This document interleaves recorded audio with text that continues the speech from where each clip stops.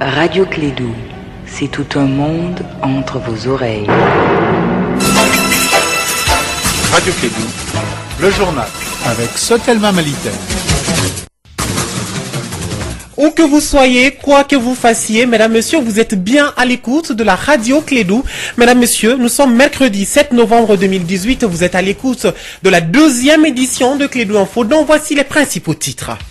À la une de l'actualité nationale, démarrage du processus de désarmement et démobilisation hier à Gao, mais sans les combattants des groupes armés signataires de l'accord de paix de 2015. Les détails en début de journal.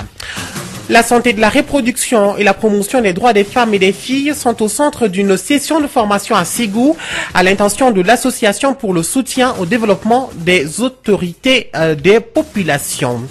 Dans un discours à l'occasion des 43 ans de la Marche verte, le roi du Maroc, Mohamed VI, a appelé l'Algérie à un dialogue direct franc pour dépasser les différends entre les deux pays voisins. Et s'ouvre aujourd'hui à Johannesburg, en Afrique du Sud, le Forum pour l'investissement pour l'Afrique. Cette première édition est organisée par la Banque africaine de développement. Installez-vous confortablement, nous sommes ensemble pour environ une vingtaine de minutes d'information. C'est parti.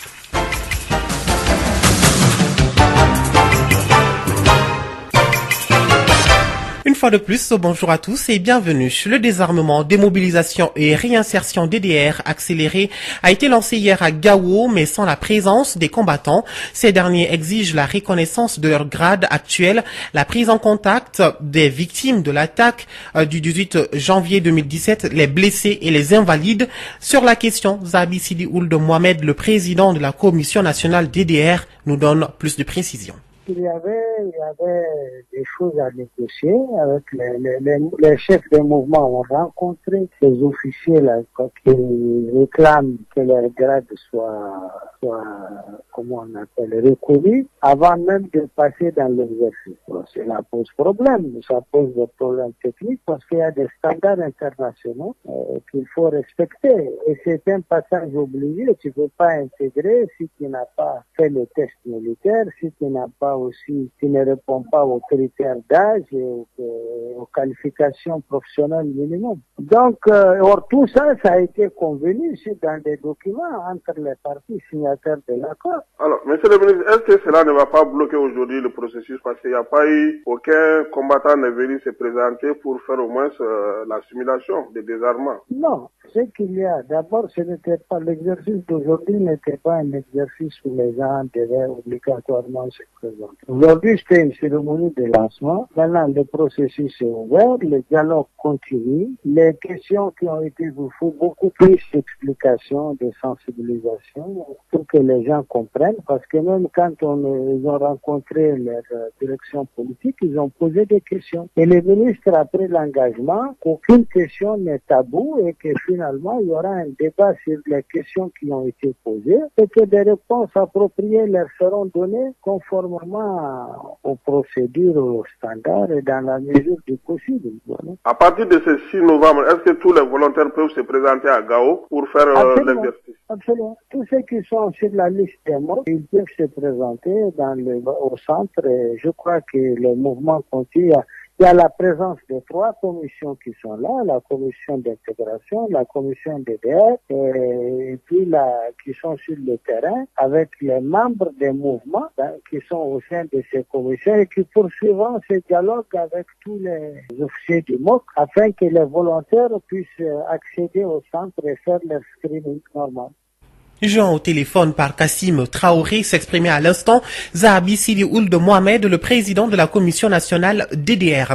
Il faut dire que cette première étape vers le désarmement, la démobilisation et la réinsertion des anciens combattants, les premiers concernés sont les éléments du mécanisme opérationnel conjoint MOC, ces bataillons mixtes composés de groupes signataires de l'accord et des forces armées maliennes. Ces combattants du MOC devraient donc d'abord déposer leurs armes pour ensuite suivre un processus de DDR accéléré qui prendra fin le 30 novembre. Le MOC devra ensuite sécuriser l'ensemble du processus pour tous. À ce jour, 36 000 anciens combattants sont inscrits sur la liste du DDR. En ce moment, il est 13h06.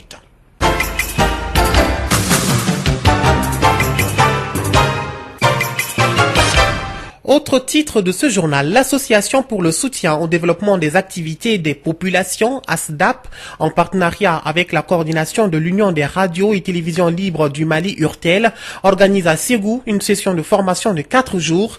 Le traitement, l'élaboration et la diffusion des messages radiophoniques sur la santé de la reproduction et la promotion des droits des femmes et des filles sont les sujets débattus. Compte rendu, Yapene Djeneba-Dolo.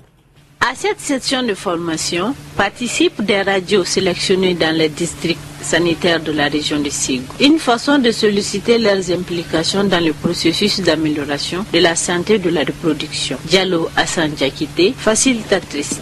Les radios de proximité jouent un très grand rôle dans la diffusion de l'information, dans le changement de comportement de nos cibles. Parce que de plus en plus, nous nous disons que nous devons tout faire ensemble pour réduire le rang de consultation des malades devant le bureau du médecin. Et pour réduire le rang de consultation devant le bureau du médecin, cela passe par l'amélioration de la connaissance des communautés sur les questions de maladies, l'amélioration de leur connaissance sur les questions de prévention des maladies, l'amélioration de leur attitude face à la réaction en cas de maladie.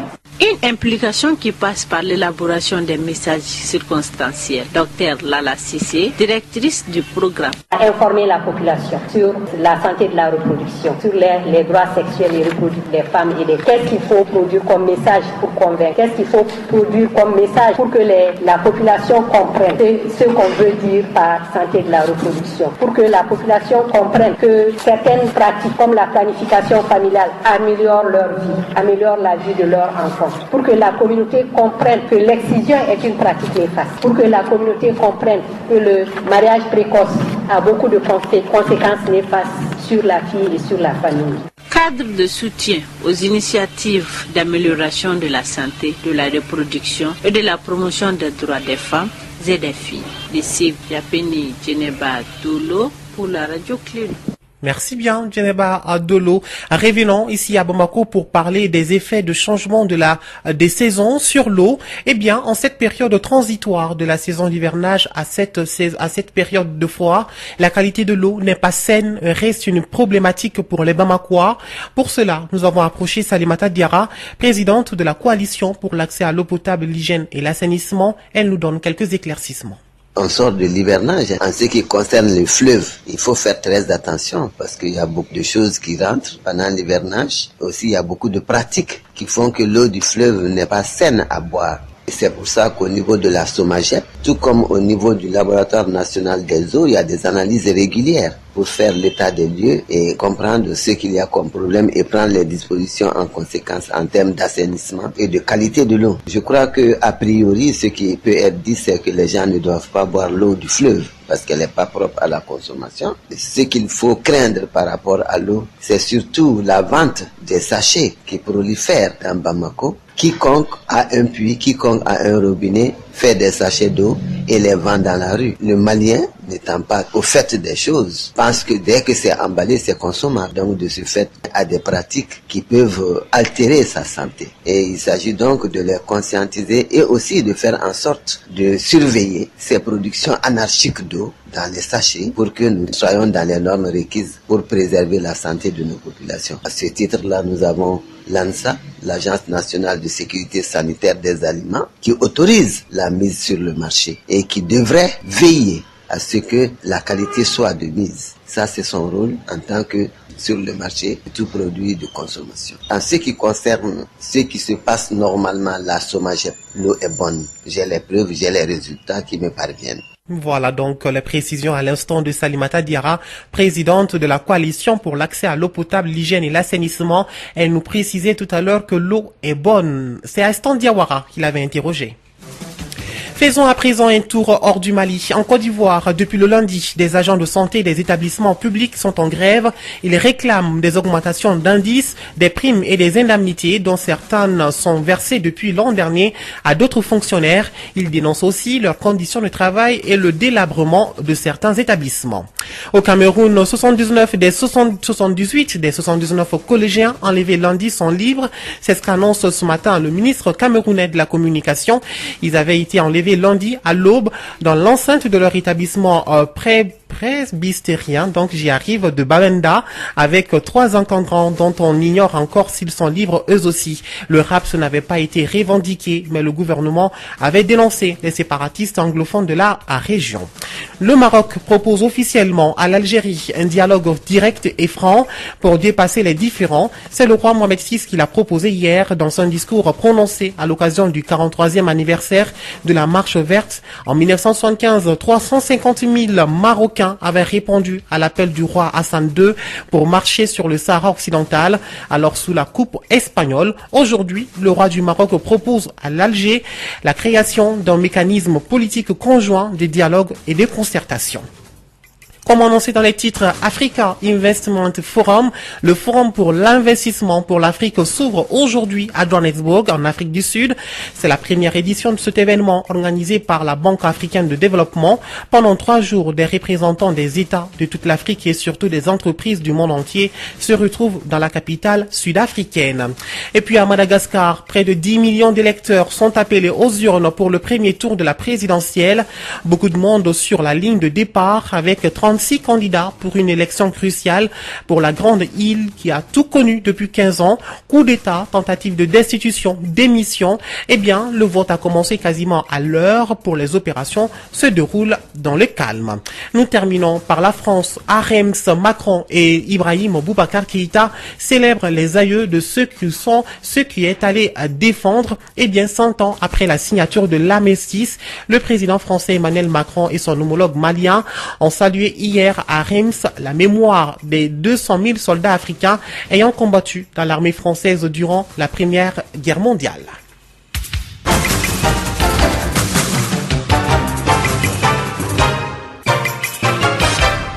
Nous sommes à présent en plein pied dans le sport. Eh bien, je reçois dans ce studio avec beaucoup de plaisir Nana Samake. Bonjour. Bonjour Moussa Papa Aïdara. Bonjour à toutes et à tous. Alors donc, on joue tous ensemble ce milieu de semaine, la 4e journée de la Ligue des champions de l'UEFA.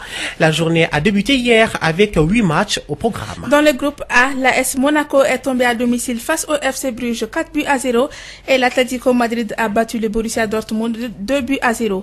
Dans le groupe B, l'Inter de Milan et le FC Barcelone se sont neutralisés 1-partout et Tottenham s'est imposé devant le PSV Eindhoven 2-1. Dans le groupe C à présent, l'Étoile Rouge de Belgrade a battu Liverpool 2-0. Naples et le Paris Saint-Germain ont fait match nul 1-partout. Enfin, dans le groupe D, Galatasaray s'est incliné devant le Schalke 04 2-0 et le FC Porto a battu le Lokomotiv Moscou 4-1. Cette 4e journée prend fin ce soir avec 8 autres rencontres au programme. CSKA Moscou AS Roma et FC Valence Young Boys de Berne à partir de 17h55. Vers les 20h, Benfica Ajax d'Amsterdam, Bayern de Munich AEK Athènes, Manchester City Shakhtar de Donetsk, Lyon Hoffenheim, Victoria Plzen Real de Madrid et Juventus de Turin Manchester United. Toutes ces rencontres se jouent à partir de 20h temps universel. Moussa Papa Aïdara. Tout à fait. Nana Samake, on va suivre donc ces matchs. Inch'Allah. Merci bien Nana Samake pour toutes ces informations sportives. Nous continuons avec l'actualité nationale des kits scolaires aux élèves les plus méritants de Koulouba en commune 3 du district de Bamako. La bonne action vient de la jeunesse de Koulouba lors de la 2e édition de la journée du bon élève. Elle a eu lieu le week-end dans la cour de l'école fondamentale de Koulouba. De la première année à la 9e, les 3 élèves les plus méritants ont été récompensés. Nous écoutons le porte-parole de la jeunesse de Koulouba, Djangina Keïta.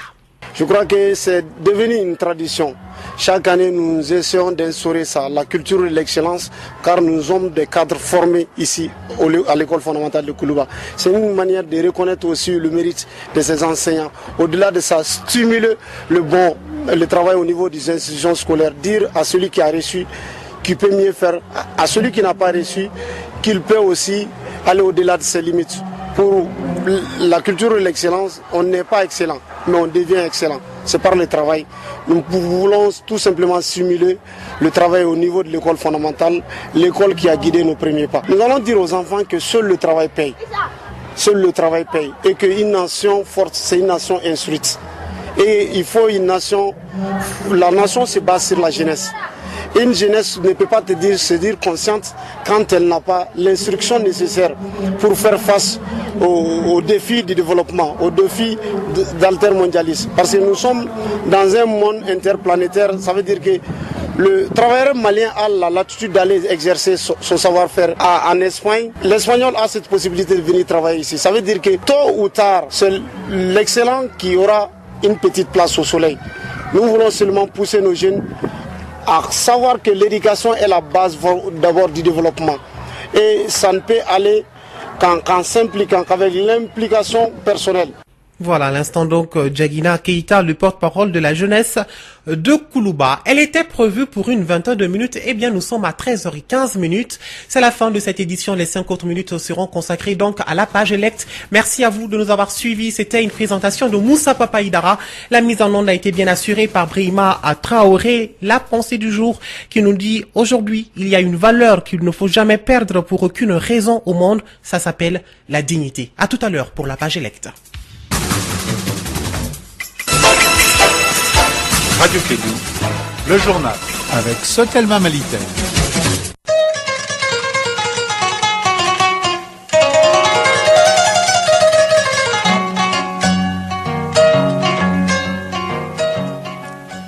Namarama Kolissa Radio Kédou ekera manden duga masakoroye kati sigi manden blumba dala donda kele boda keme ko be kolosi. Ici, Radio Kédou. Retour dans ce studio pour la page Elect à présent. Eh bien, c'est une première. La chronique Elect aborde aujourd'hui une histoire humaine. C'est un exemple de vie humaine basé sur un fait réel. C'est aussi un plaidoyer qui dénonce un problème de droits humains et propose des solutions. Une histoire assez pathétique, mais nous écoutons la belle voix d'Elect que je dis bonjour. Bonjour, papa. Alors donc, sur quel sujet porte votre histoire humaine aujourd'hui? Les témoignages d'aujourd'hui portent sur les violences basées sur le genre. Effectivement, de quoi s'agit-il plus précisément? C'est l'histoire d'une dame qui a été victime de viol par 3 hommes. Pour le respect de la vie privée, nous allons faire son nom, papa. D'accord. Où et quand cette scène s'est déroulée? Elle s'est déroulée dans un village malien en 2016. Alors, vous pouvez nous expliquer comment la scène s'est déroulée? D'après la victime, la scène s'est déroulée une nuit alors qu'elle quittait une boutique du coin. Elle a été attrapée par 3 hommes qui l'ont violée. Son mari était à l'aventure hors du mari à ce moment, papa. Nous sommes curieux, hein, et après ce malheureux événement, incident, Elect. Après ce malheureux incident, elle a raconté ce qui est arrivé à son mari. Plus tard, ils sont partis à l'hôpital. Selon la victime, elle et son mari sont ensuite partis à la justice. Là-bas, on leur a dit de payer la somme de 50 000 francs pour qu'ils aillent arrêter les violeurs. Malheureusement, ils n'avaient pas cette somme et ils ont dû laisser l'affaire comme ça, papa. Oui, nous sommes donc à la fin de l'histoire? Pas du tout, papa. L'objectif de l'histoire humaine, c'est non seulement soulever un problème de droits humains, mais aussi permettre aux associations de proposer des solutions. Demain, les auditeurs entendront la proposition de solutions des associations pour le progrès et la défense des droits des femmes, APDF, face à ce genre de violations basées sur le genre. Et oui, nous l'attendions avec beaucoup d'attentes. Donc, merci bien, Elect, et à demain pour une nouvelle histoire et beaucoup de solutions. Voilà, c'est la fin donc de cette page Elect. Merci à vous de l'avoir suivi. Tout de suite, le Desk Sport. Nous sommes donc à l'heure. Le Desk Sport peut s'installer convenablement pour informer sur les informations sportives en langue bambara. Ici, Radio Kédou. C'est tout un monde entre vos oreilles.